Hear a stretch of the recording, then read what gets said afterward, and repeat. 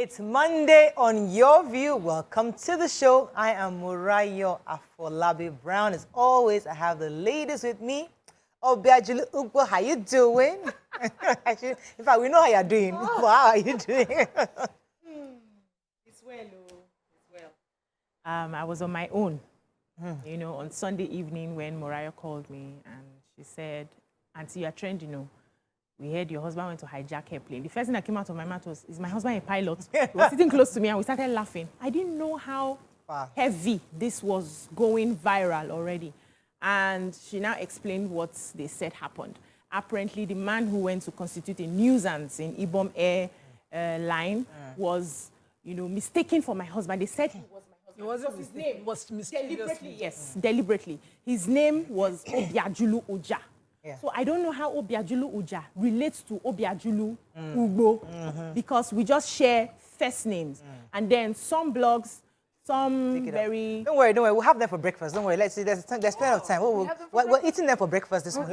Let's talk about our work first. We had a fantastic work on Saturday. But let me greet Nima. Welcome. Awesome. You took a whole week of consecration and dedication to the Almighty Allah. Yes, this is how Ramadan should be. And I hope subsequently I'll disappear for the entire month. Yes, I was fasting, but it didn't feel like, and I did what I needed to do in Ramadan. Unfortunately, for the past 9 years, I've noticed that it's not the usual fast. Because I grew up in a house when we are fasting, you just hear different recitations of the Quran, everybody waking up at night. But it stopped after, when I got married, because I was alone on it, and then it stopped over time with work. And I just thought, if I can disappear during that month, I can go back. And this month has been amazing. The 1 week, I'm on the 18th surah of the Quran. I'm not saying it because of TV, because you're not supposed to disclose. But it was a feat. It was a tough thing to even be on the 5th surah by the last 10 days of Ramadan. So I'm grateful that, the seclusion worked. Amazing. Fantastic. Mariam, how was your weekend? My weekend was great. It started on a high on Friday. I went to Majidun community in Ikorodu. Oh, yes, you did. And I had a book reading with the children there. These two young girls have an NGO called Lend a Hand Africa. Young girls, small children that have decided that they must do something for that community. And they do it every year. They read to the children. They pay their fees. I spoke to some of the children that started from... So I joined Lend a Hand Africa. I met Lend a Hand Africa when I was in primary school, and now I'm in my 3rd year in university. I am doing hairdressing, and I'm back in school writing JAM. These two young girls, I'm just so blown away by them. And and then of course we had our walk, which was amazing. It was the most fantastic thing we've ever done as a group, I thought, in my opinion. We'll talk more about the work after the break. Because I mean, as BC said, the issue of fake news is our topic today. Trust me, I know lots of Nigerians are tuning in this morning because they wanted to find out if what they heard on social media is true. Don't worry, we'll take it small. We don't want to rush that story. Take it small by small. But first, we'll talk about our work on Saturday. Stay with us. No, paper review. Yes. Okay, we're not in a hurry. We'll be right back.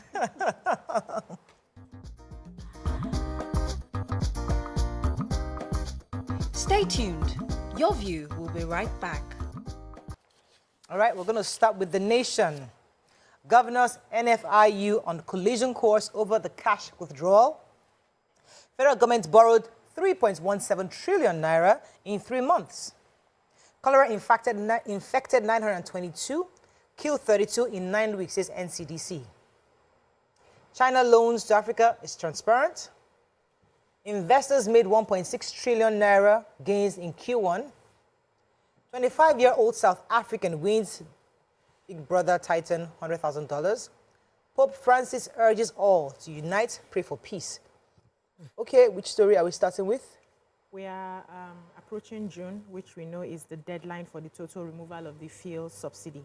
So manufacturers and other members of the organized private sector, OPS, are advising the federal government to put measures in place before this subsidy is finally removed. They said they are all on the same page. concerning the subsidy. They want it to be removed, but the federal government must make known strategies that they want to put in place first before they remove it, so that they don't, put the burden on poor Nigerians who are already suffering inflation. They don't have the purchasing power to go around their business. So an economist and founder of the Center for Promotion of Private Enterprise, Muda Yusuf, put the sum that the government could unlock the fiscal cycle from subsidy removal at about 7 trillion. And, the stakeholders, that's the Director General of the Manufacturers Association of Nigeria, MAN, Shegu Ajayi Kadir, Nigeria Employers Consultative Association, Adewale Smart Onyerinde, and the President, Lagos Chambers of Commerce and Industry, Michael Olawale Cole, all advise that governments must redirect funds from subsidy payments to productive sectors of the economy so that they are able to do something with it, and also asking that the outgoing government must fix the refineries. You can't just take out the subsidy and leave the refineries like that. That will bring more hardship on people. So they broke this down, how they want government to tackle the issues of refineries before we remove the subsidy, or make plans on how they can use. That's for the new government. Yes. Okay, but they are saying that the old government should do that. I don't know the time frame that they have for it. And also, they must cut down the excesses that happens within the oil sector. That's also one of the ways that we can get more funds and ease people into removal of subsidy. Or else the stuff go bad. I want to take major headline. Major headline. The governors, this one that we have been asking since, and the Nigerian Financial Intelligence Unit, NFIU, are at loggerheads right now. Some of us have been wondering how the governor spent the security votes. Yes. And so NFIU have a deadline by March 1st where no more cash withdrawals will be done from any account, including public accounts, especially public accounts. And so the governors were like, So they called a meeting for January where they would, decide and, banter on what to do going forward. And they want to draft the anti-graft agencies, the CBN, the FIRS into it on how to better manage their security votes. And that's supposed to be for tomorrow. But the NFIU says their March 1st deadline still stands, and it becomes, it becomes a criminal action on which anybody can be prosecuted if some withdrawals are done by cash. That the governors can spend the security vote, no problem. But it must be traceable. It must be via what you're spending. Yes, and that's part of the foundational restructuring we need, where we can actually trade. Once we can follow the money anywhere, it reduces corruption. Yes, it does. One of the major tools people say, governors are doing that corrupt because of the security votes. Okay, let us be transparent on how we do spend it, so that at least Nigerians can begin to trust the system. Because these governors have immunity, I'm pitying the banks. That's because they will catch everybody. Yeah, Let's take another story. Yeah, so this story is quite short. I thought it was longer than this, but I didn't find any other part. It says China loans to Africa transparent. So China yesterday allayed fears of the transparency of the terms of its loans to Africa. They said they were responding to a claim that was made by the World Bank President David Malpass. He had expressed concern about some of the loans that China had been lending to developing countries and developing economies like ours. I mean, in Africa, we've heard all sorts of, stories. Right. We have questioned it as well. Yeah. We're asking, what are they going to take from us? Yes. They've said to us that the loans that they give, the loans that are done are given within international rules, and they are transparent, and that's it. All right. That's all they said. Let me take the news from the Nigeria Center for Disease Control, saying that no fewer than 922 persons have been infected with cholera, while 32 have passed on. The breakdown of the state is Cross River has 647 of the 922. Ebonyi has 97, Abia has 72, Niger State has 38, Zamfara 28, Bayelsa 16, Ondo 10, and Sokoto 3. And of that, the deaths of this is Cross River has 16 deaths, Ebonyi has 6 deaths, Abia 6, Bayelsa 1, Zamfara 1. Now this is quite cause for concern, because the National Multi-Sectoral Cholera have continued to monitor the disease, and they're asking that as of March 5th, these figures could increase in the coming weeks. So of the suspected cases since the beginning of the year, the group has said the group affected have been 45 years and above. And mostly, no, actually, it's 45 years in the most affected for male and female. Of all the suspected cases, 54% are male, while 46% are females. And these states that I mentioned earlier are where the correlated deaths have been prevalent, and we're asking that the CDC, NCDC is asking that they should take more precaution going forward. Moving on now to the Punch. Buhari or Shimbajo 28 governors, ministers to begin asset declaration. Pope Kaigama preach love service as Christians observe Palm Sunday. 22-year-old Ogun lady found dead in room, boyfriend held. Ramadan, why the aged may abstain from fasting. Tanker fire worsens Lagos-Ibadan expressway gridlock. Nigeria Forex suspends Sterling Bank share trading. And AFG to demolish Lagos Airport jet hangars. Okay, which story are we starting? I'll take the picture story. So as we know, it's been the Lent period, and Catholics and other Christians have been fasting, and we know we're getting to the end of the Lent. So yesterday, Sunday, was Palm Sunday, and the Pope, as we know, he's the head of the Catholic Church, and that's Pope Francis, has called on Christians to show love and care, especially to those who are currently experiencing extreme suffering and solitude. And here in Nigeria, we had Reverend Ignatius Kaigama, who urged political office holders to embrace the life of modesty.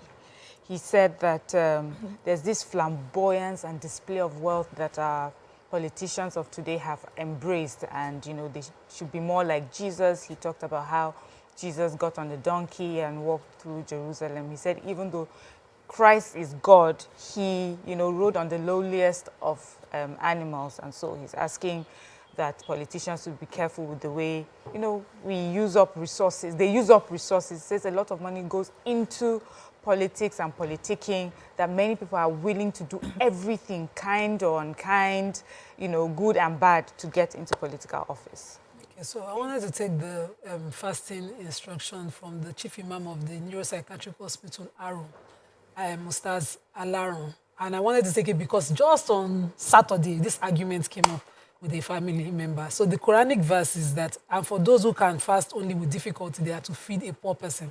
And I had said it to a family member, and he said, no, they've been exempted, and that's what God says. Once you're elderly, you're sick, you're exempted. I said, but you pay a recompense, which is feeding a sick person. I remember when I was pregnant with my son, I couldn't fast, and I thought paying it back would be huge. So I fed a person daily. So we needed to do it for an elderly person. And he said, no, she's exempted, she doesn't have to pay the recompense. Just for the good clarity. Yes. Let's go on a quick break. When we come back, we continue with our review. Stay with us. We'll be right back.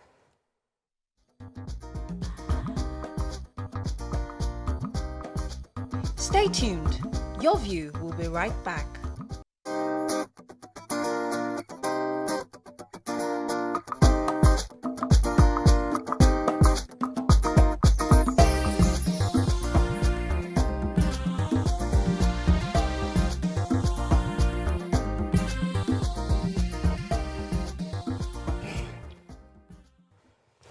Thanks for staying with us. So it's going to take... Yes, I have a story there, yeah. Family members of a 22-year-old former student of Moshood Abiola Polytechnic Abeokuta, Kabirat Shobola, who was allegedly stabbed to death in Ogun State capital, are currently demanding justice. So according to the story, they said she was in her room. She was stabbed in her room. Wow. And there was a knife that was beside her and her phone. She had slits.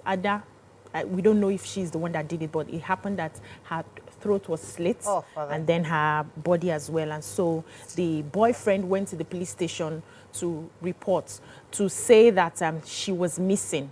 And so by the time he was at the counter making a report and asking to be helped to find the missing girlfriend, the DPO saw him and asked him, what time is it? When is this person missing? And he said it's not up to 24 hours yet. And so they detained him, till the next day. And when the girl's parents came to the police station, they had to go back to the house, then broke open the door and saw that this girl was already murdered. So one of the aunties who was saying that she still does not understand why they are detaining this boyfriend, because they had found that he was not involved. The police reported and said that the way he came to the police station to report the case quickly, it was suspicious, and so they are investigating the matter to see how he's linked. All right. To everything. So I have a news from the Minister of Aviation, Senator Hadi Sirika, was saying yesterday that federal government will, in the next 1 or 2 weeks, begin the demolition of the multi-billion naira private jet hangars located at the Murtala Mohammed Airport. According to them, the hangars were obstructing the efficient use of the International Wing Airport, and there was a need for them to demolish them to pave way for the expansion plan for the Murtala Mohammed Airport. So the two hangars, Dominion and Evergreen, would have to go and give way for airport to become more efficient. They are not operating the Lagos.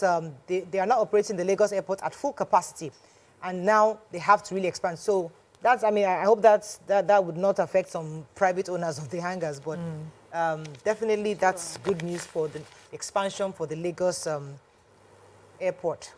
Moving on now to Daily Sun. Governors, EFCC, CBN to meet over security votes. Efforts to discredit Obi will fail woefully, campaign organization tells APC.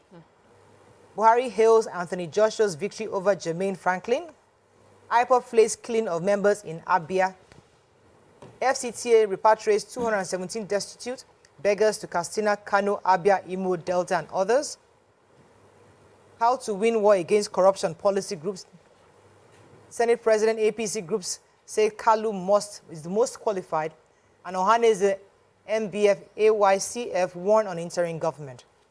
Okay, which story are we starting with in Daily Sun? The FCTA story. So, according to the Director, Department of Social Welfare Services, Social Development Secretariat of the FCTA, Sani Amar Rabe, he said in an interview that, the Federal Capital Territory has repatriated 217 destitute, beggars, and vagabonds evacuated in the FCT to their various states. And this was why I found the story interesting, because we have a precedent that the world shook for. He said that they have a law in the FCT. I'm trying to get the law again that permits the FCT to do this in accordance with their law to repatriate what they consider. They said these destitute they consider them nuisances. He said, let me quote him, he said the repatriation was in compliance with the order of the FCT Minister of State, Ramatu Aliyu, and the Permanent Secretary FCTA, Olushade Adeshola, who instructed the department to rid the city of human and environmental nuisances. When Governor Fashola tried this in Lagos, the heaven did not fall. Heaven followed. Heaven may see for him. Did not fall. They have gone. Okay. You want to take another story in Daily Sun? I had a story. So our president has celebrated the victory of the Nigerian-born boxer Anthony Joshua over Jermaine Franklin. Many watched that match. Commended triumph over the gifted pugilist over a formidable opponent. According to him, Anthony Joshua extolled the mentality of a great warrior who did not allow personal setbacks and obstacles to dent his resilient spirit. According to the president, work, patience, dedication, and persistence obviously always wins the day. Also, the president-elect also tweeted saying that, congratulations, champ, Anthony Joshua. Determination and perseverance always pays off. Nigeria is proud of you. I didn't watch the match, but I heard so much about the match that he was actually, he dominated. It happened at the O2 Arena in the UK. He dominated the match according to comments, and also it was a unanimous decision against America's Jermaine Franklin in London. So congratulations again to Anthony Joshua. Moving on quickly now to Vanguard. Governors meet with EFCC, ICPC, FIRS, CBN on security votes. Constitution amendment, Lagos, Akwa Ibom, Rivers, others, $10 billion power sector investment, says investigation. Why I didn't join the military, says Adeboye. Leaked audio, I never campaigned for any politician, says Oyedipo. Bandits kill 12, abduct 26 in Niger, Katsina. Ondo court sentences 17 terrorists to 5 years in prison. 10th National Assembly leadership. Power blocks strategize await Tinubu's return. APC's propaganda can't stop pursuit of our mandate, says Obi. Okay, which story are we starting with? Bandits yesterday killed 7 persons and abducted 26 others from 7 communities in Mashegu local government area of Niger State. Also in Katsina, terrorists in long kaftans called the Jalabia raided the Beribari community this weekend, killing 5 peasants, and there were quite a number of locals who are receiving treatment at the hospitals following sustained injuries during the attack. And also another development, troops and special forces of the Nigerian Army neutralized 11 bandits in a fierce battle which took place during fighting patrols in Benungwari local government area of Kaduna State. In Niger State, Chairman of Mashegu Council, Umar Igede, confirmed the attacks on the 7 communities in Minna yesterday, said the attacks have forced residents to flee from their homes. According to him, he said bandits have killed hundreds of residents between January and March 2023. And they're already causing people to leave their homes because of the incessant attacks. In the last 2 weeks, terrorists have unleashed terror on Kulho, Sahon, Rami, and Tashan Hajiya, among other communities. And most of the communities affected have deserted their homes and going to the internally displaced persons camp in Kontagora and other places for their safety. And so he's calling on the state government and other relevant security agencies to come to their aid and bring an end to the terrorist attacks that's happening all around. Follow up with the Ondo story where 17 terrorists were over the weekend sentenced to prison. And this happened that they were arrested on November 4, 2021, where all 17 of them were in possession of illegal possession of firearms. They tried to overrun an Amotekun call when they tried to arrest them, and also further criminal activities. And they were arraigned for 3 count charges, and they were found guilty for 2 of those count charges. They were sentenced to 5 years imprisonment altogether, and 2 others to another 4 years imprisonment by the Ondo State magistrate court in Ondo State, which is what we should be seeing. So I hope that the arrest will be done in Niger State's case and not the cases you took. Amen. And then we'll see prosecution and imprisonment. Yeah, so in continuation of the work that the military and police and security agencies are doing, the General Overseer, the GO of RCCG, he said that during the Thanksgiving service on Sunday, and the theme for the service was called Vessels Unto Honor. And he was talking about the sacrifice that our military, our police, our paramilitary, and other security agencies make for our country and for the safety of the citizenry. He said he would have loved to have joined the military, but his mom said, "You're my only son. I don't care what you do after I'm dead. So wait until after I'm dead." He said at that time was in the 1960s, and she passed on in 1990. So by then it was too late. But he said, and I took this story because it's good to hear this positive, narrative about our military. And he just prayed for them. They prayed for them. They prayed for their safety and just appreciating, the sacrifice that they make. He says that there are some people in this nation that we do not give enough credit to: the soldiers, the paramilitary, the police. We're supposed to constantly commit them into the hand of God. The Almighty God will watch over them. He will take care of their families in the morning, in the afternoon, and at night. Yeah. God will support them, fight their battles, and make them more than conquerors all the time. Amen. Talking about Jesus, so the founder of the Living Faith Church, Bishop David Oyedepo, said that he has never spoken on behalf of any political party. And this was following the leaked audio between him and the LP presidential candidate Peter Obi that leaked, where he was talking to Bishop Oyedepo. And specifically, he said, "I have never campaigned for anybody or spoken on anybody's behalf, and I would not do that till I go to heaven." He says, "There is no political party in this country that didn't come to me for prayers and advice. I advised them. Some didn't take it. Those who chose to take it saw the results. Those who said no are still going about it. But if you still come again, I will still tell you it doesn't change." That he maintains that, yes, every political party did come to talk to him, but he did not, and he would not support any specific political party. This is following all the allegations concerning this leaked audio. Let's move on now to the point. Tougher times ahead as Nigeria's debt portfolio breaks limits. Governor Umahi to pay 40 years pension gratuity arrears to Ebonyi retirees. Adeleke Aregbeshola's sudden romance unsettles Oyetola's camp. Ayu's many battles as PDP national chairman. And Nigerian Forex bargain hunting wipes 18. Look, my Nigerian Stock Exchange actually bargaining hunting wipes 18 billion naira of investors' assets. Okay. Yes, so Governor David Umahi of Ebonyi State has said his administration is ready to pay 40 years pensions and gratuity arrears to retirees in the state. He said the beneficiaries were particularly the outstanding pensioners who have been verified for payment between 1982 and November 2022.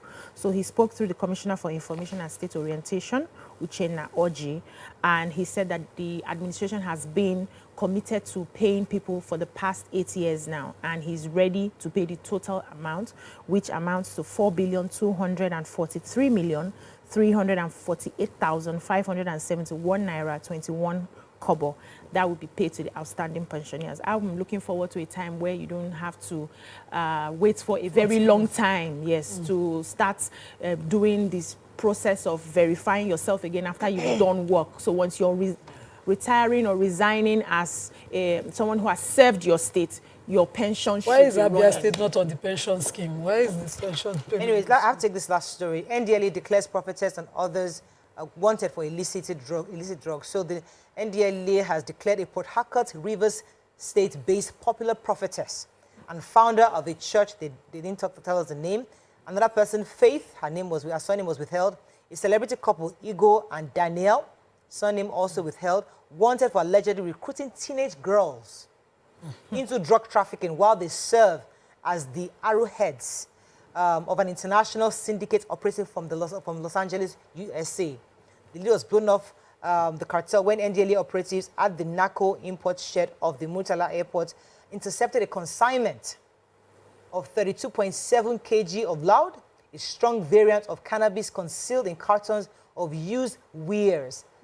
This is really, really pathetic. But she's been arrested, and we continue to encourage NDLA because they are doing quite a bit of work to sanitize the country. That's all we can take on Paper Review. When we come back, we talk about Saturday's Walk for Equity. Stay with us. We'll be right back.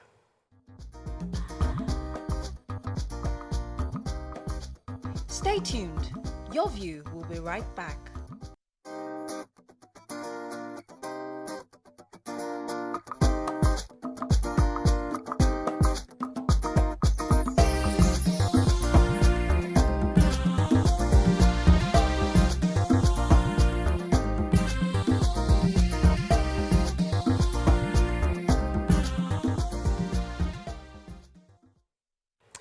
Thanks for staying with us. So last Saturday, the ladies of Your View had a symbolic walk experience with our audience and fans. The theme of that walk was tagged Work for Equity, and we specifically wanted a lot of men, the he for she's, to join.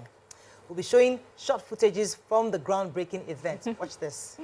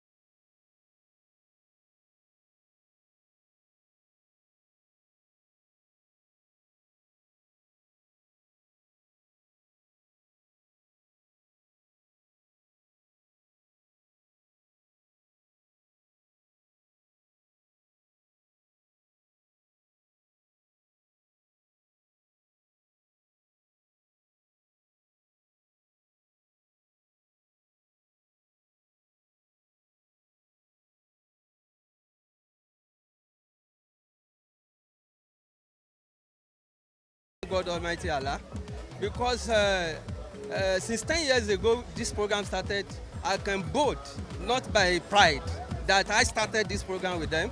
And then I'm one of the caller that if I want to call, because some people always ask, what is the magic? There's no any magic behind that. The magic I'm about to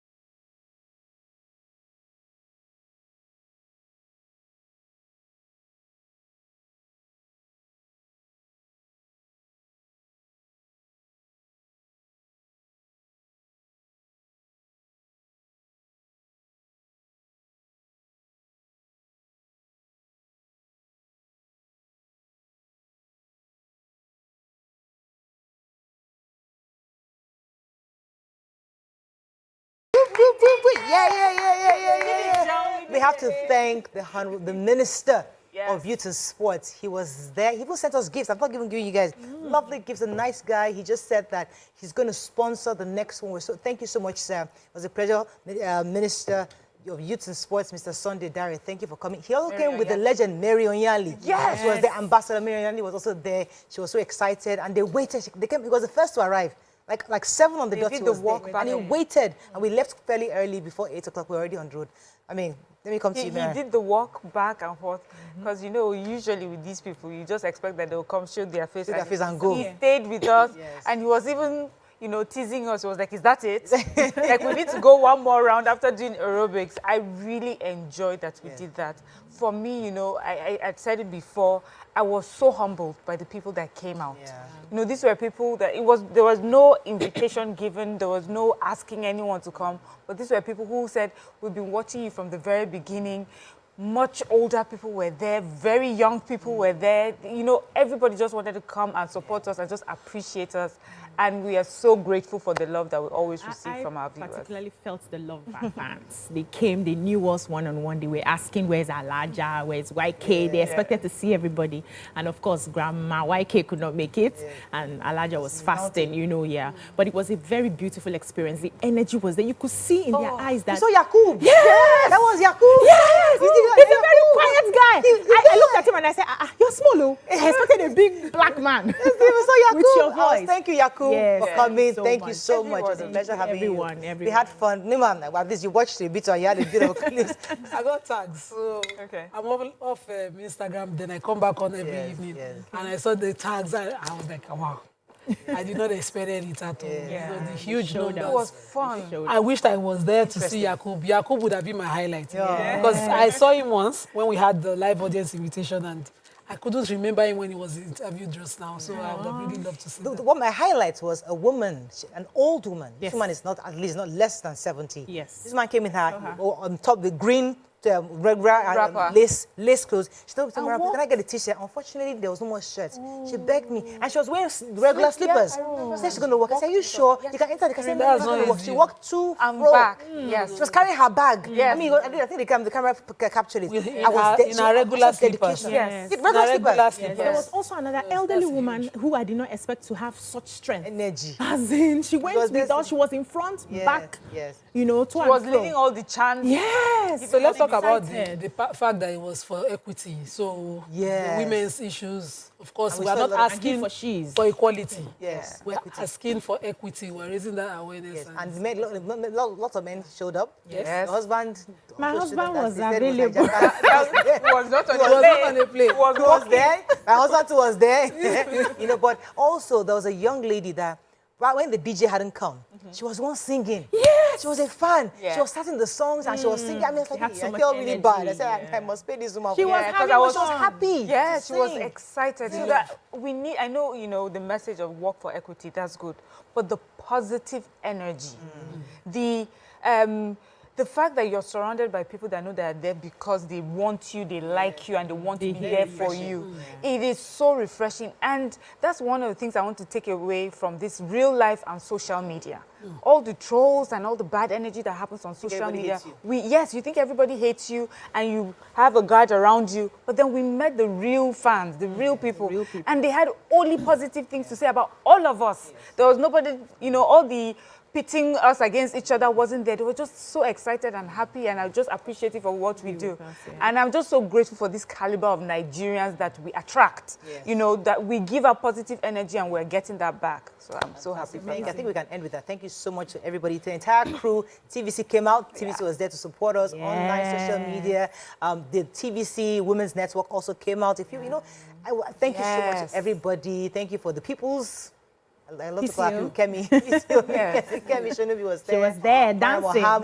Mabel was there. At the time, so many people just came. And our producers were there, producing and dancing. I saw dancing. Producing and dancing. Okay, so it's still your view is still going to be 10 May 29. That's the exact date. We know everybody will be distracted with the swearing in, but we will still find an activity to do around just to celebrate 10 years on this show. Let's go on a break. When we come back, the Mara at hand. Gang gang. The people talking nonsense. We'll talk about you after the break. Stay with us. We'll be right back.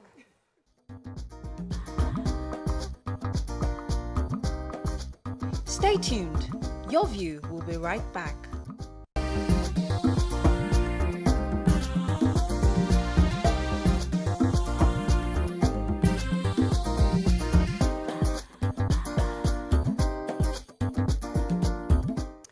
Thanks for staying with us. So, one of ours, Obiajulu Ugbo, was wrongfully accused as fake news, on a fake news post that was going around on social media, where her husband was alleged to have been related or to be the person on the video about a man who purportedly tried to hijack a plane. Now, sadly, this matter went viral where people have been reposting and sharing, saying that the man on the plane at Ibom Air, his wife works at TVC. And many said, oh, her real name is Obiajulu Ugbo. But the name they had initially put was Lilian Ugbo. Lilian Obiajulu. Yes.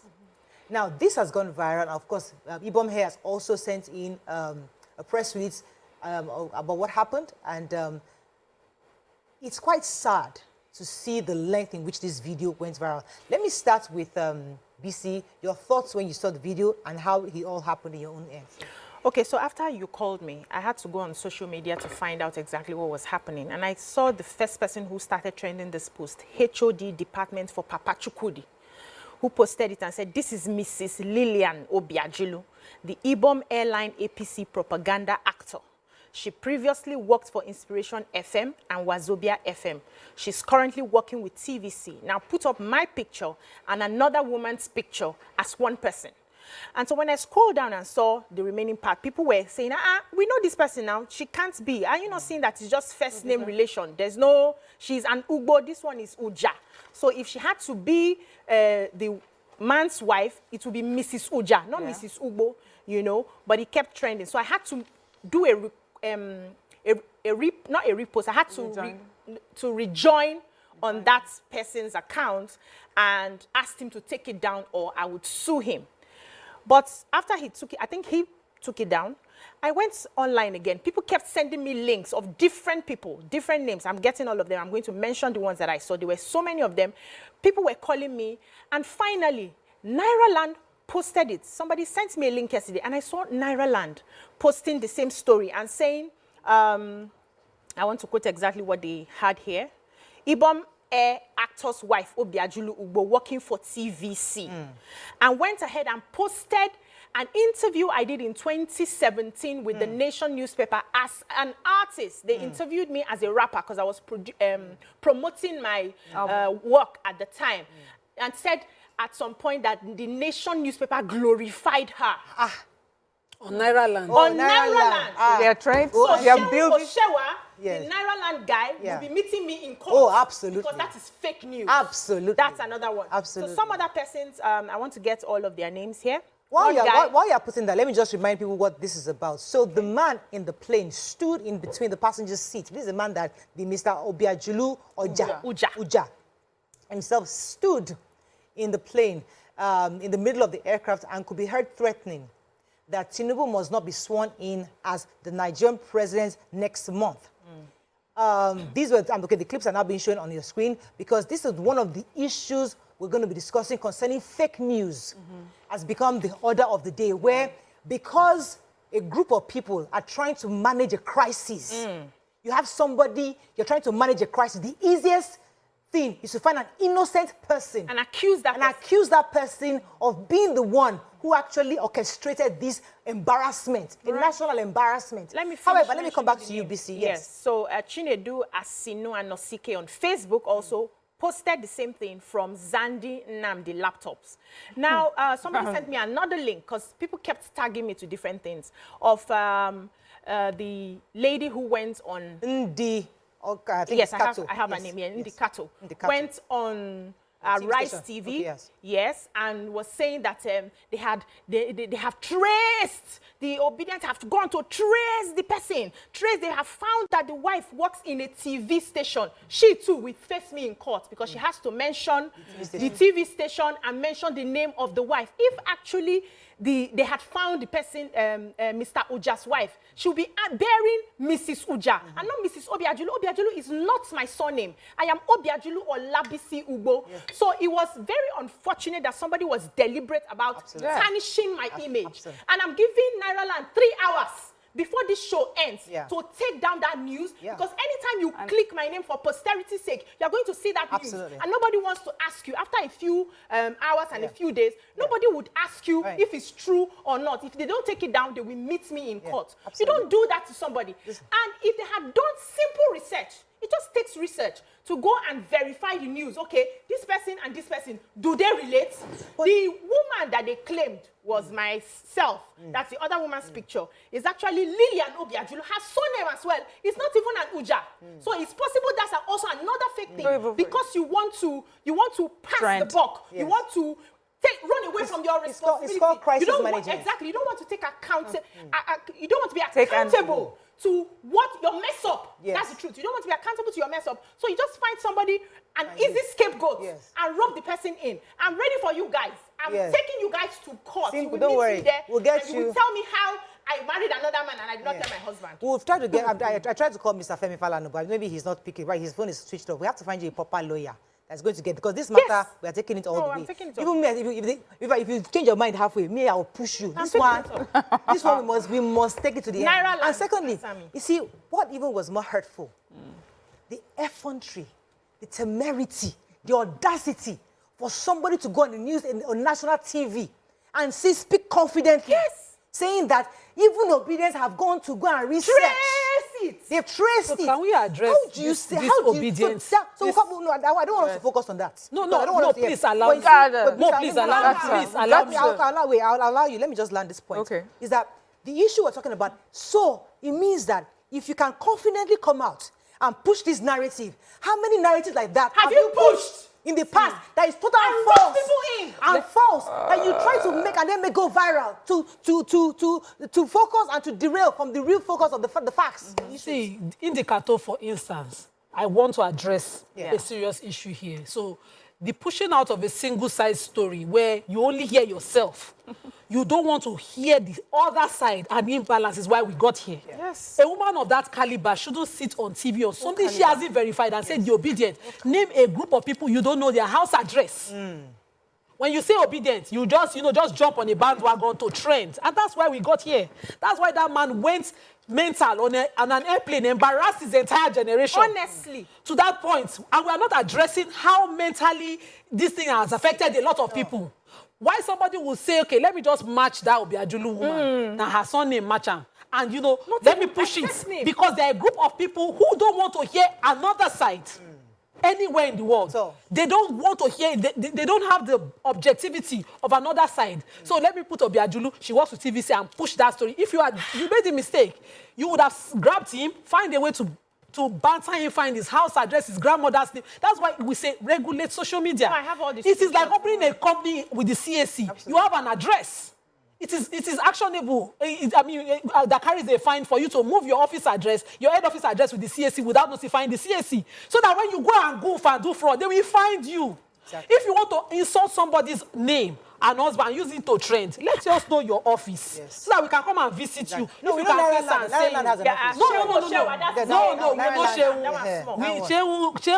irresponsible reportage. Don't buy market. Because they like to trend. Yes. This bandwagon of people who have followed this one-sided narrative for so long, they are a group of popular, and their numbers are huge. You want to jump on that number, trend for your blogs, for your whatever, so at anybody's cost.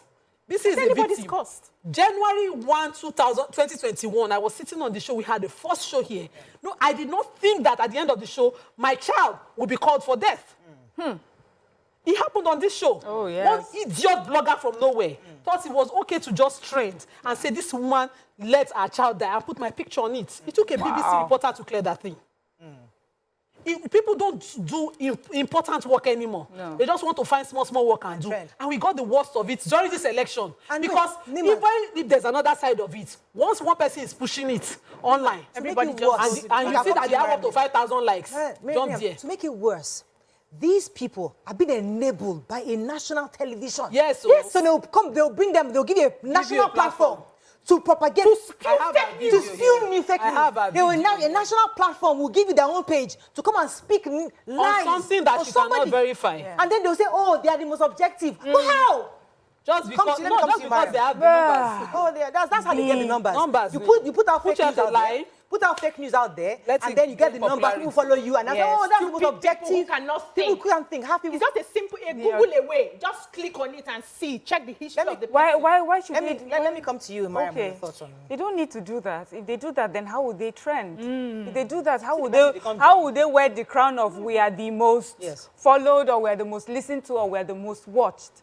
You have carried, you have decided to be the face of anything that is fake, dangerous news, just because you want to trend. I mean, I'm so embarrassed for you. I'm so embarrassed for the person that the indicator. I'm embarrassed for Airline. I'm embarrassed for the TV station that she sat down. I'm embarrassed for those presenters that sat down with her and encouraged her to say that sort of thing. How would you look at yourselves now?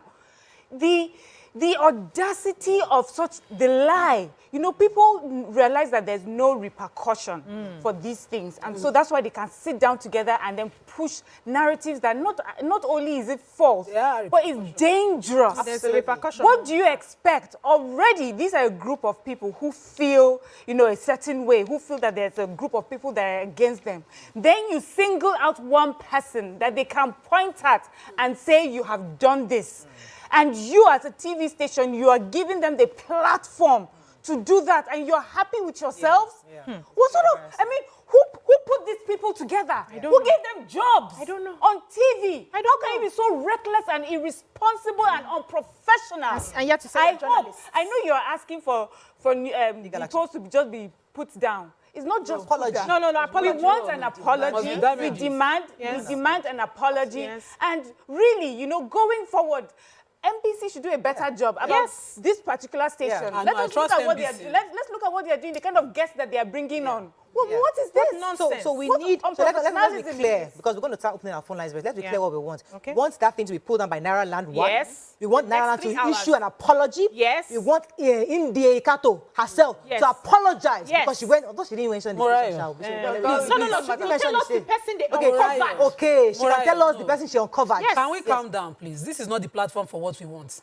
This is just ranting. We are just venting. When you meet your lawyer, you will know what you want. That's true. I'm telling you, you'll be well equipped and compensated with what you want. Okay. So until you talk to your lawyer, don't talk here. Okay. The truth is, the NBC have done their job over time. Yes. More responsible TV stations have gotten fined. We got fined. Yes. Other stations have gotten fined for the kind of guests they bring on. Yes. This station too should get fined. So let your lawyer come on before you do anything. Go further. All right. And there was an important point I needed to make. I'll let you say it after the break. Let's go on a quick break. Let's drink some tea. Because we're having this matter for breakfast today. They've touched the wrong person. Stay with us. We'll be right back. Stay tuned. Your View will be right back.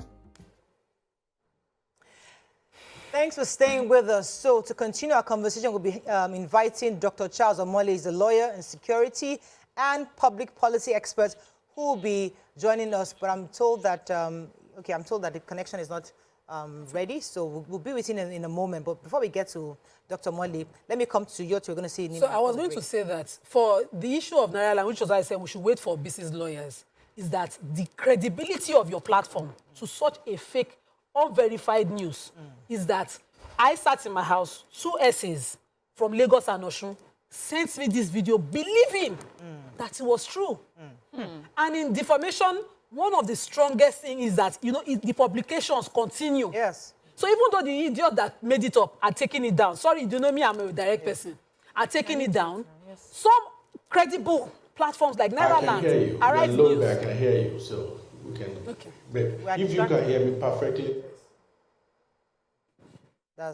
Go ahead. Arise News will give their platform to give credibility to a lie and then further damage business reputation. So it's beyond take it down, apologize. It's beyond that. You need to make deterrent this situation. Yes. You need to make it. I was unable to find the blogger who took a story.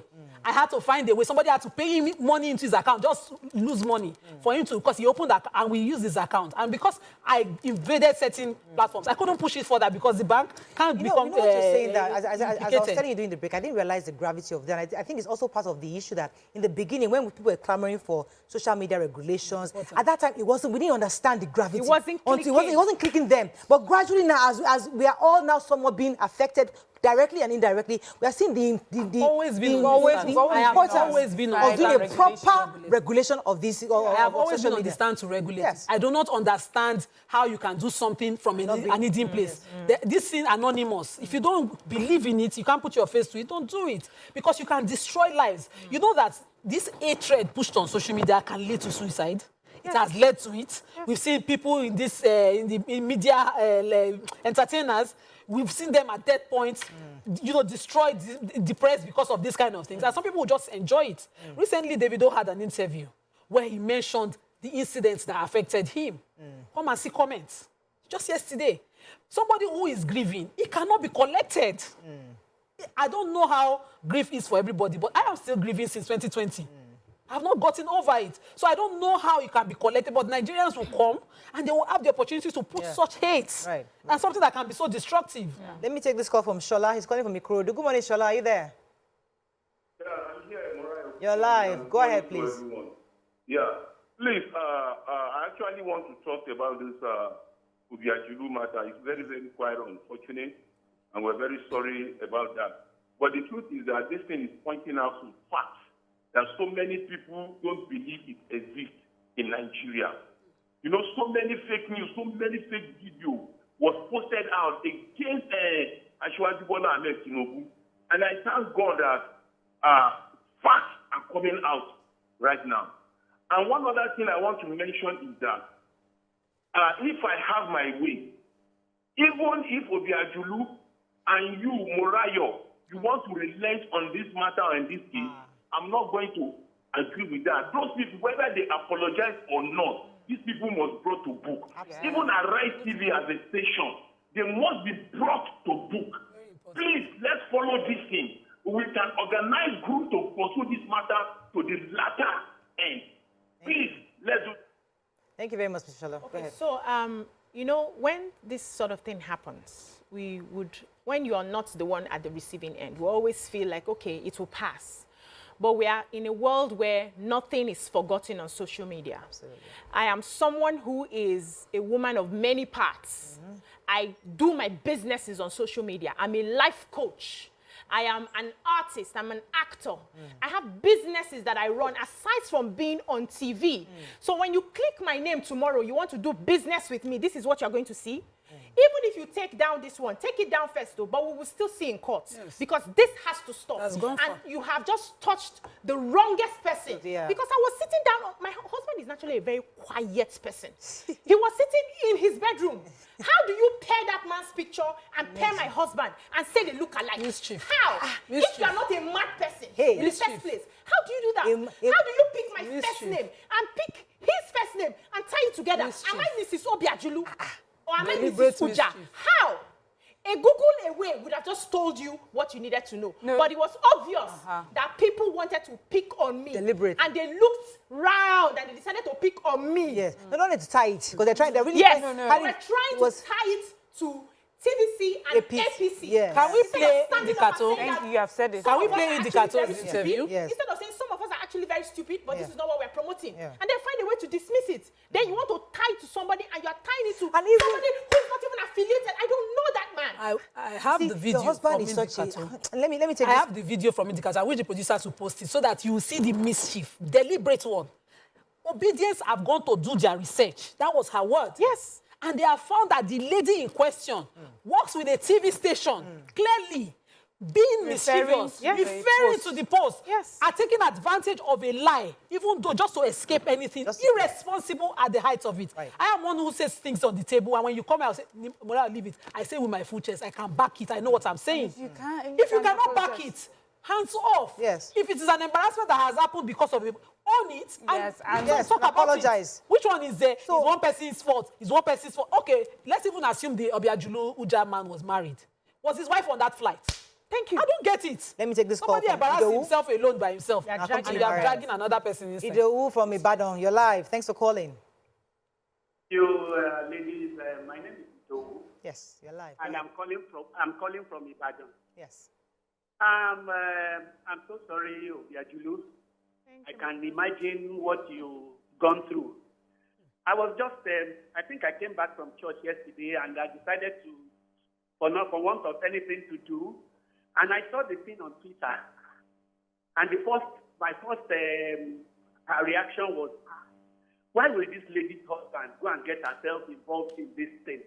I don't even know her. I don't even know Obiajulu's full name. But I had to go all through her social media thing. And I saw this picture does not look like the picture they are posting here now. I'm a 63-year-old man. I don't do social media much, but I was actually worried. So I can imagine the trauma your husband must have gone through, because I could imagine if it was my wife. This thing, yes. I don't know. But I think for all that it is worth, you should follow this thing up to the end. Absolutely. For all that, I don't know you, but go and see. I had to start searching for all through your social media things and all yesterday. Thank you, Mr. Idowu. Mariam, let me let you jump in here. Yes, you know, me, I don't talk much, really. There's something. You're being traumatized by this whole thing. No, it's not even. I'm traumatized. No, for me, it's just the audacity. Yeah. The audacity of institutions to do something like that and not be afraid of what the repercussions will be. And, you know, I blame us all in one way or the other. We feed this beast. Yes. Today is someone else, the other is another person. You're reading, you're consuming it, you're sharing it. And, you know, people who do it are emboldened by this. And tomorrow when it's your own turn, you feel upset. I have never, you know, I didn't even get to see this story until much later at night. Because as I told you, I tried to just get off social media. Yesterday was my husband's birthday.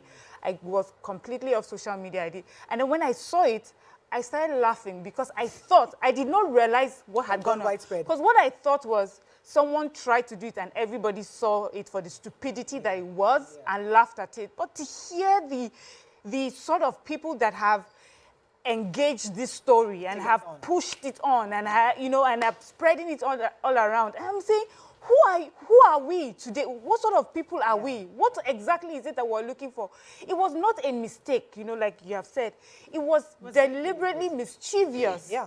Let us look for who to blame for this. It is not us. We did not do it. But you see those people, it must be them. Let's find different ways to make it about them. Yeah. See, I didn't want to have to call the name obedience, but let me just say this, just for this conversation. That lady that went on TV, was she speaking for Labour Party? Was she speaking for Mr. Obi, or was she speaking for obedience? And who are obedience? Are they a group, a registered group of people? Do you know them? What is the criteria of being in that group? Who is their leader? Who talks to them? Who makes sure that there's a code of conduct or for behavior? And then you come here and then you're speaking for people that you know, that she obviously knows nobody. She doesn't know them. You know, you just call them obedient. There are people very close to me that we talk about, you know, elections and everything. They voted Obi and they voted him with his full chest, but they refuse to be called obedient. Yes. There are some people who did not vote Obi, let me tell you, maybe you don't know, but they are on social media claiming to be obedient. Exactly. So who are these people that you're speaking about and they are holding your chair and said they did investigation? And they researched. They did an investigation. Yes. Did you sit with them? Did you see the papers of the investigation? Who are they? Are they investigators? Are they police? The security apparatus? Yes. Nothing. And you just come there and you put yourself on that kind of international platform and do that to yourself. Oh, jeez. Please. So the madam. thing is, I have to go on a break. Okay, when we come you back. know, but when we come back, we're going to bring in a lawyer to help see how else we can discuss this. Stay with us. We'll be right back.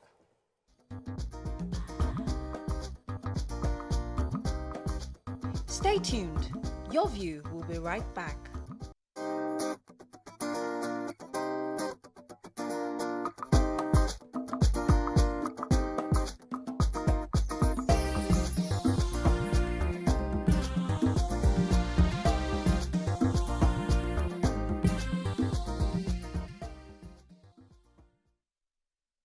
Thanks for staying with us. We're still discussing the fake news that went viral, alleging that our own Obiajulu Ugbo's husband was the madman on the plane of Ibom Air who was trying to hijack the plane. Let me take a few comments on social media before bringing our guests very quickly. Yeah, so this guy is trolling me on air, on Instagram, Godspeed7571. He says, leave her until APC begin to take legal action on her and her husband. I urge TVC News to suspend her. Suspend me, that's what happened. That you people married another husband for me that I'm not aware of. Went ahead to say, check Tunde Ednot's post and see how you and your husband are being accused. Don't take legal action. Be there shining teeth. So Tunde Ednot's show is also part of this suit. No, he posted the interview on Arise. Yes, that was posted on his page. Yes, and he can also be a party auntie. Everybody. Look, auntie, they drag Lima, everybody, they go. All the people, every platform that publish Yes, defamation. In fact, somebody said a tweet. Bring in our guest. Okay. Welcome, Dr. Omole. Good to have you on the show. Thank you for joining us. Dr. Omole is a lawyer and a security and public policy expert who will be joining us from Abuja studio. Welcome, sir. Thank you very much. Good morning, ladies. Sorry, we wanted to just lament and, speak on how this really affected us, but it's always important to bring in the more serious aspect of the legal part of it. What are your own general thoughts on this, and what do you think the next step should be to stop and reduce this prevalence of fake news on social media? Well, I mean, the first thing to understand is that fake news has three dimensions to it. There are three types of fake news. And I think we need to make a distinction between those three to fully understand the damage that this can do. The first type of fake news is an outright lie. If Morayo, somebody puts in news that you are in London this morning, shopping on Oxford Street, that's an outright lie because we know you are in Nigeria. So that's an example of an outright lie fake news. The second category of fake news is when you take something that is true and then you add falsehood to it and give it a completely different narrative. I mean, for example, you went to an hotel to drop something for a friend and somebody now says, oh, Morayo was in this hotel and she spent 3 days there. Now, clearly you are in the hotel, that bit of the news is correct. Yeah. But you only spent 5 minutes, not 3 days. So they will take an element that is true, possibly even have your picture entering the hotel, and then add falsehood to it, and then they create a completely different narrative. That's the second type of fake news. The third type of fake news is when actually the facts are correct, but the narrative is wrong. For example, you went to an hotel with your husband, you spent 2 days there. And then the news come and say, oh, she was in an hotel with a boyfriend, you spent 2 days there. Now, the facts are correct, but the narrative is wrong. Now, the difficulty here is, at least, and this is a global phenomenon, not just Nigeria.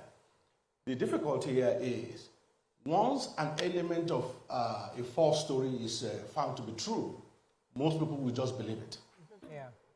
So if, for example, a picture was shown of you entering the hotel, everything else is irrelevant. People will believe it. And that is why we need, all over the world, you can't really use prosecution as the only tool for dealing with this. Because when you have something that is at an epidemic level, like we have it in Nigeria, how many people will you prosecute? How many people will you throw into jail? We have the laws, and that's very clear. Section 59 of the Criminal Code, Section 24 of the Cyber Crimes Act, they both make it clear, make it unlawful to share fake news or falsehood. So the issue is not whether we have a laws to deal with it or not. We do. But the best approach here is actually education. And what they did in Singapore to deal with something like this is they established what they call a strategy, what they call a SURE strategy.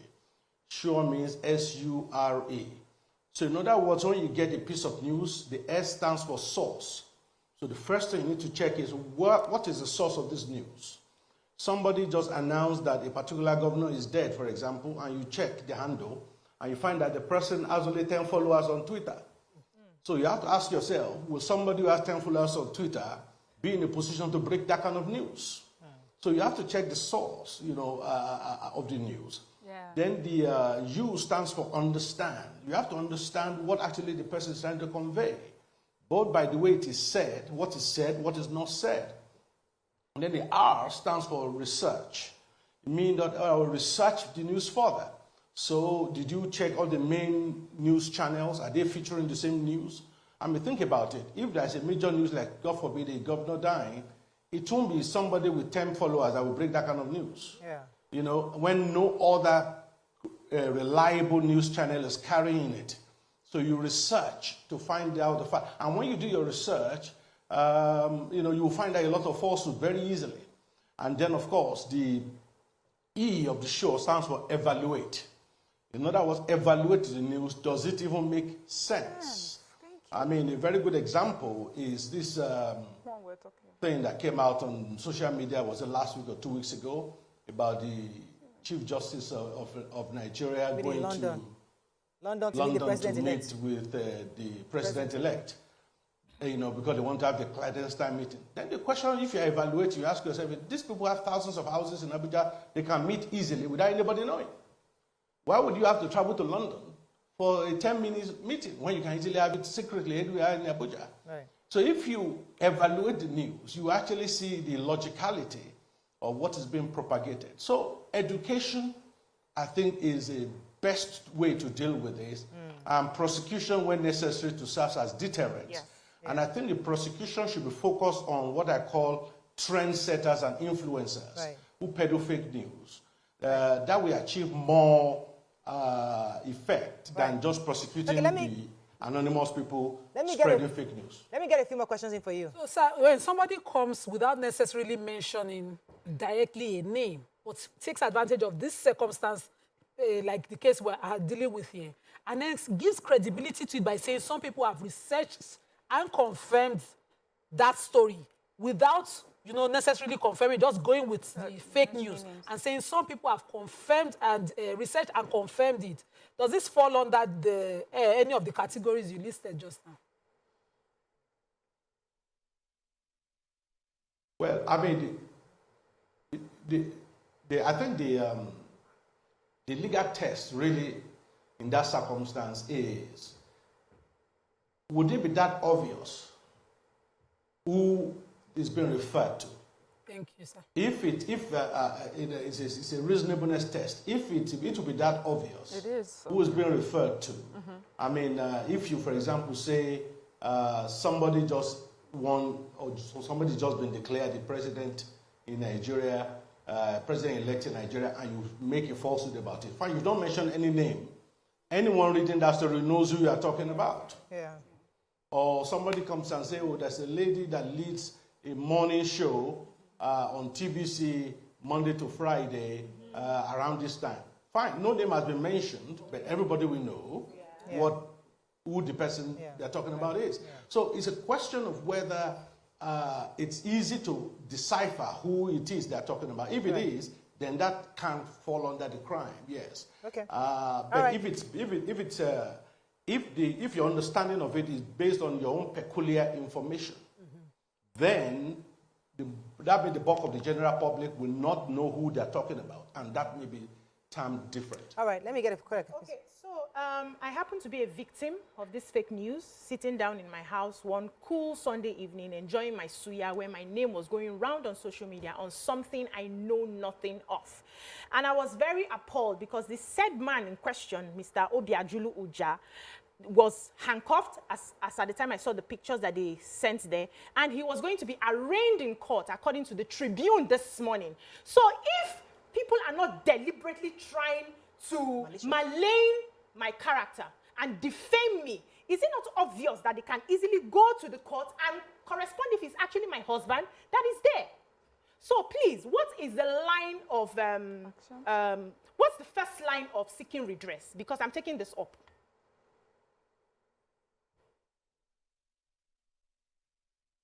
Well, I mean, yes, you always have the option of taking people to court. I mean, the challenge again in Nigeria is not just the cost, but the sheer length of time it takes to prosecute.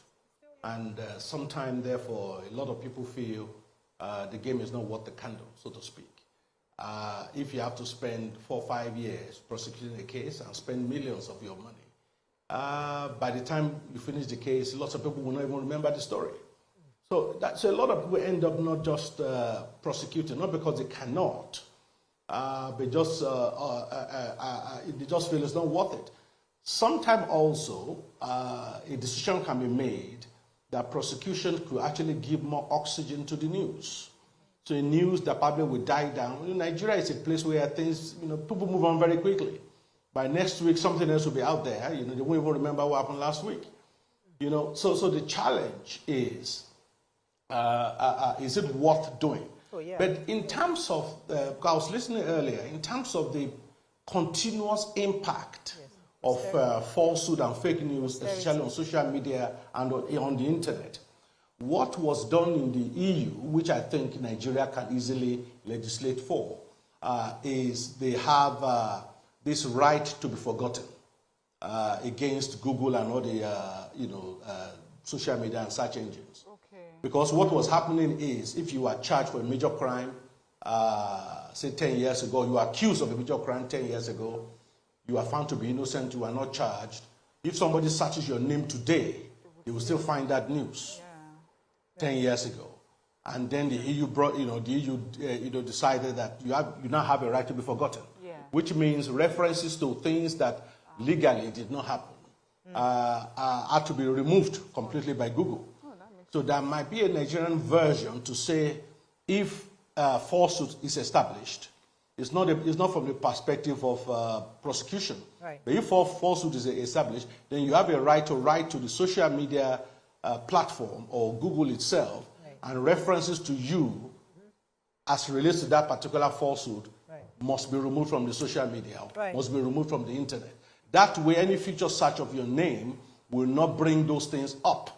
Right. That's already the case in Europe, and I think it can easily be applied here. All right, so one of the challenges of the ethos of journalism is the fact that everybody wants to be the first to break the news. So the issue we have here also, somebody feels they've matched something up and they want to be the first to break it and say, yes, I was not put it out there that it was a TVC presenter's husband, because that's how you get all to following. So following now is a currency in today's journalism, where the more followers you get, the more popularity you have. So that can in that situation, can that matter be also referenced in courts where we see that it was just a need to be the first to break? Well, is that a problem we can find a resolution to within the laws?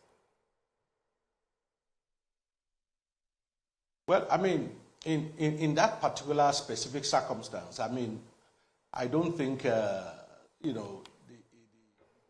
law will really deal with whether you are doing it as breaking news. Falsehood is falsehood, and intent matters. But I think in the circumstance you have mentioned, there are immediate problems. For example, if you are known for peddling fake news, you lose credibility. There are people on social media, on Twitter, for example, that people know that this handle peddle fake news. So when they bring out any news, most reasonable people will just ignore it. So you lose credibility instantly if you are known for peddling fake news, you know, in that sense. But in terms of the citizenry, I think what in part of education we need in Nigeria is people need to be encouraged to be nuanced and be interested in detail. Yes. Because of this thing called clickbait. Yeah. You have a situation where you see an headline on social media, and when you read the story doesn't gel with the headline. So clearly the headline was written for the purpose of you clicking and those people making money. Every time you click, traffic goes to that site and they are paid. So the fact that the story below it doesn't agree with the headline is a different story. But many Nigerians on social media will see a headline and will start commenting based on the headline. Right. And from their comment, you can see that these people have not read the story because the story is different from the headline.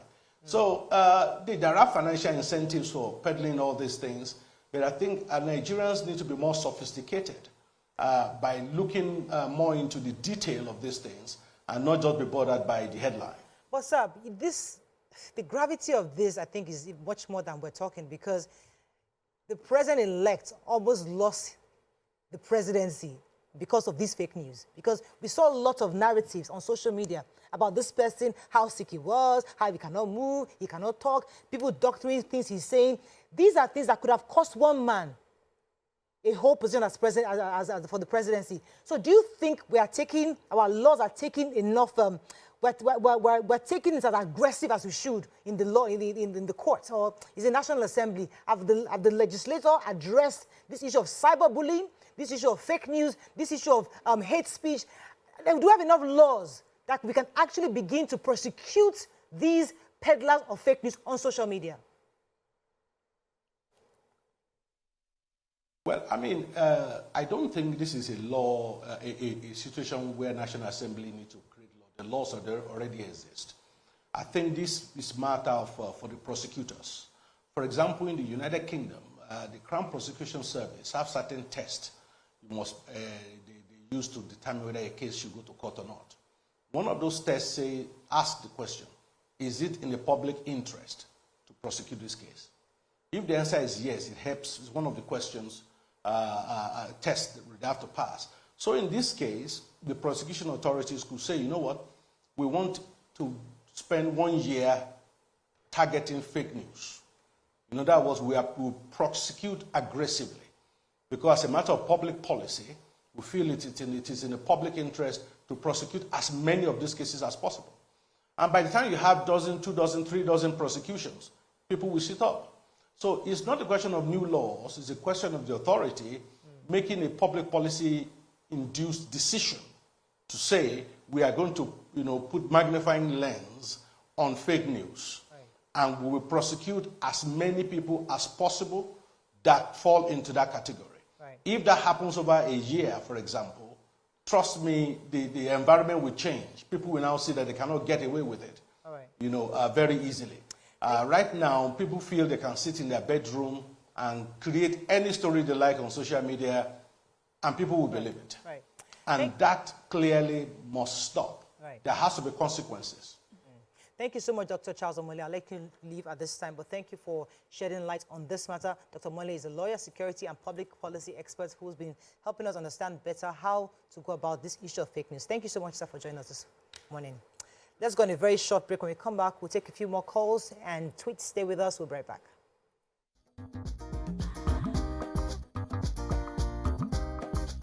Stay tuned.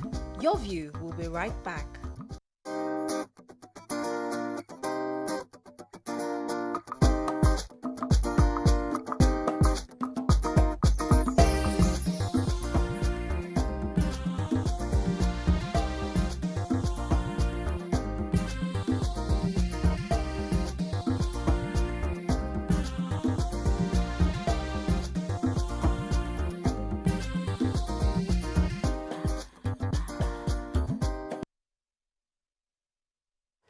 Thanks for staying with us. We're still discussing this matter.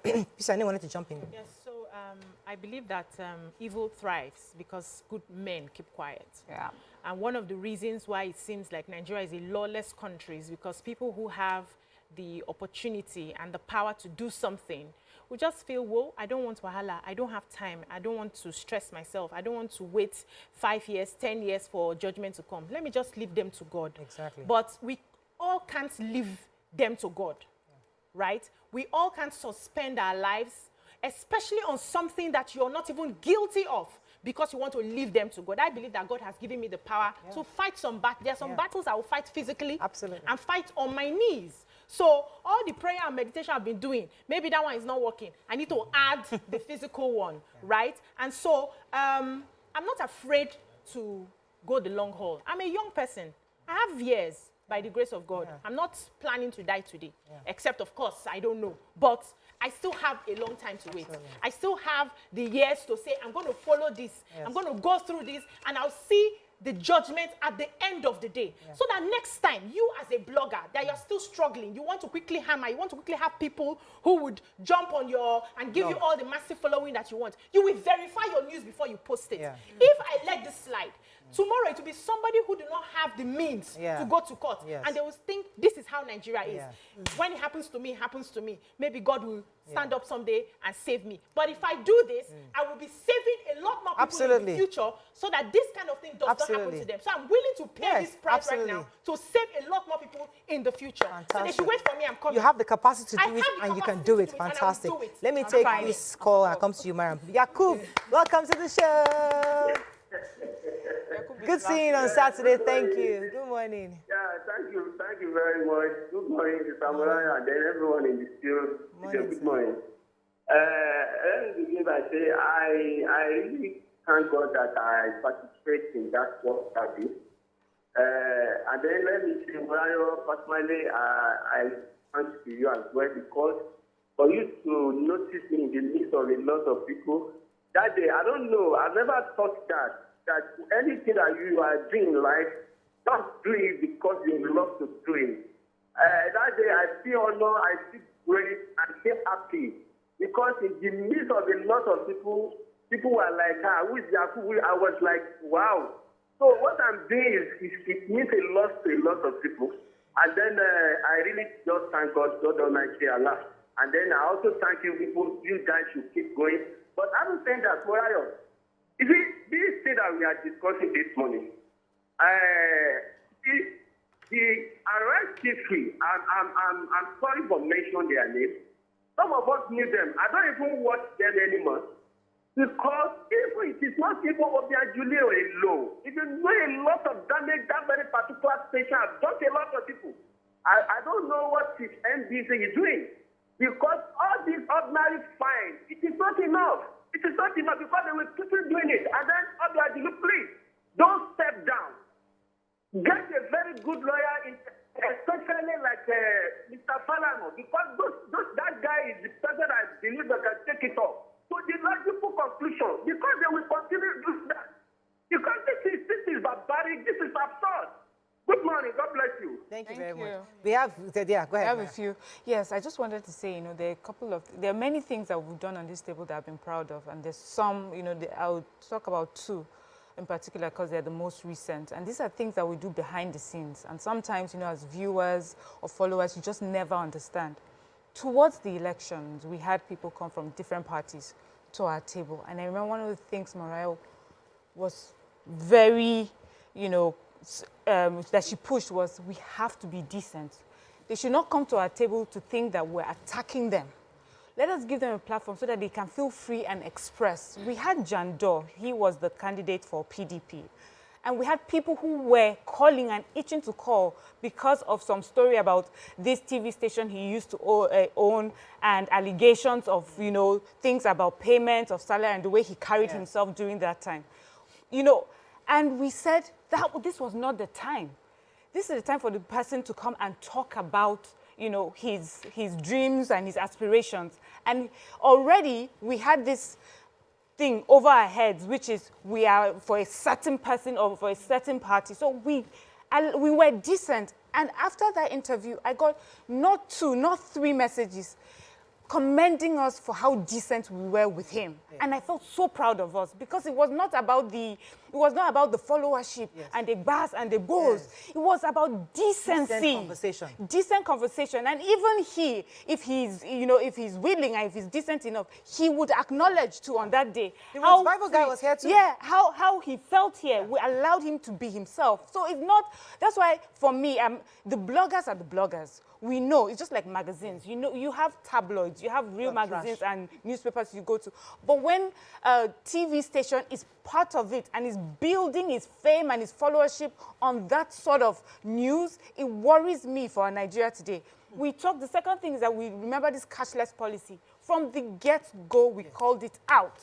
Some people thought it was an agenda, and because of followership as well, they pushed the second agenda. And now when the whole thing came, someone made a post and said, you know, to the other party, says, we will remember the part that you played. And I remember telling, I said, I felt so proud of us. We were called out. We were insulted. We were not followed. We were called all sorts of things. But the truth prevailed. And I'm happy to be part of a people that understand that decency and honesty above followership and trending. Let that take that for a second. Thank you. God bless you. Let me take this call. Lekki and Mr. Hassan from Lekki. Go ahead, you're live. Okay. You're laughing. Yeah, I did laugh. I did laugh. And I will continue to laugh. Yes. Look, let me tell you what. You see, these people of this opposition, I don't want to mention their name. They are delusional. Delusional is a psychotic moment. You understand? So whenever something is happening, you see them defending it in the force. And you see them even defending what they know they are wrong on. This time around, they did it to one person that has a kind of sympathy for them, which is very, very wrong. Immediately, that's what we behave on the flight. They started saying it was sponsored by AP. A lawyer went to defend him by saying that this guy is mentally ill. They should release him for treatment at police clinic and what have you. That shows the kind of people they are. They have serious problems, and it is good for her to follow it up so that it will serve as a deterrent to anybody in this country. Thank you very much. Thank you very much. You know, something Mariam said and that struck me, which I think is so important for us to mention, is that on this table, I remember that during elections, we're quite objective. And I remember I was saying clearly that what can LP do to consolidate on this treasure you've gotten, where you have millions of followers who voted for your candidate? It's time for you to consolidate. It's time for you to begin to sustain that momentum. You know, we try to be as objective on this station. We spoke for the various parties and all the hard work they did to get the numbers, unprecedented numbers across for these last elections. So it's the same thing that this platform has tried really hard to be as objective as possible, yet we don't see that. Because it's TV, the moment because it's TVC, they want to hear now. It's only what they want to hear in their mind, they accept. So it's so painful, the hard of work. So right now, for an indicator to say that obedience, she was our exact words, where the obedience have gone to research. So that research they did, we would like a copy of it.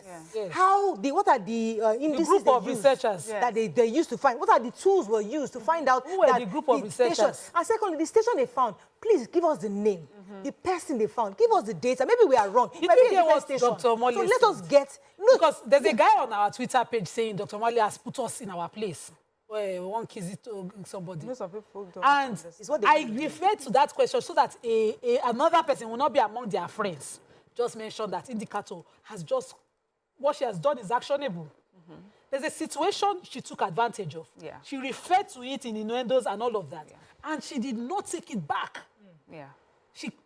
This one of clearly... But giving her a benefit of a doubt, it's possible she was referring to a different research. Maybe we are going to assume. No, we are assuming that is that post that she's referring to. It's possible she has more information than we do. There's a possibility. Which group of researchers paired those two pictures? That's what I'm saying, that we are thinking she's referencing the social media post. There's a possibility that there's a possibility that there's another group she might be referring to. So let her bring it forward. Let us know, because we might be wrong.